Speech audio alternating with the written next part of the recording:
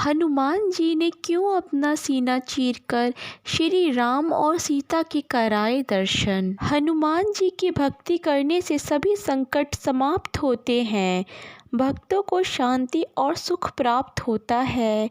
बजरंगबली को प्रसन्न करना हो तो उनके नाम का जाप करने की बजाय भगवान राम के नाम का जाप करना चाहिए। शास्त्रों के अनुसार हनुमान अजर अमर हैं। रामायण में हनुमान जी के विषय में विस्तार से बताया गया है। वह छंद सभी को याद है जब श्री राम भक्त हनुमान ने अपना सीना चीरकर यह सिद्ध कर दिया कि रामचंद्र जी का उनसे बड़ा भक्त कोई नहीं है।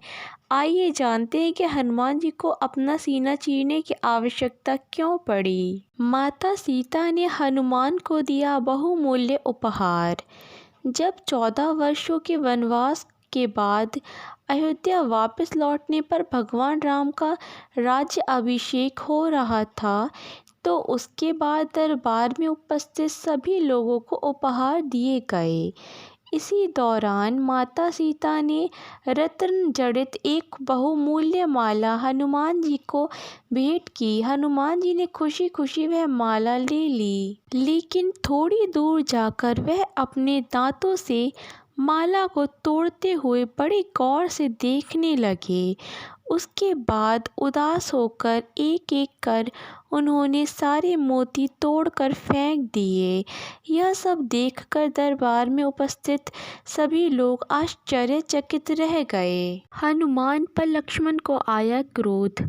जब हनुमान जी मोती तोड़कर फेंक रहे थे, तब लक्ष्मण जी ने इस व्यवहार को श्री राम का अपमान समझा और उन्हें हनुमान पर क्रोध आने लगा।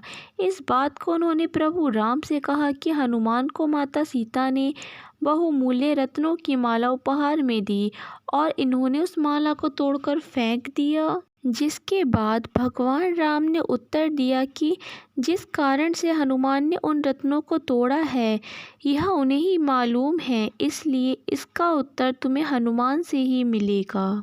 बिना राम नाम के सभी चीज़ें अमूल्य। इसके उत्तर में हनुमान जी ने कहा कि मेरे लिए हर वह वस्तु बेकार है जिसमें राम का नाम ना हो।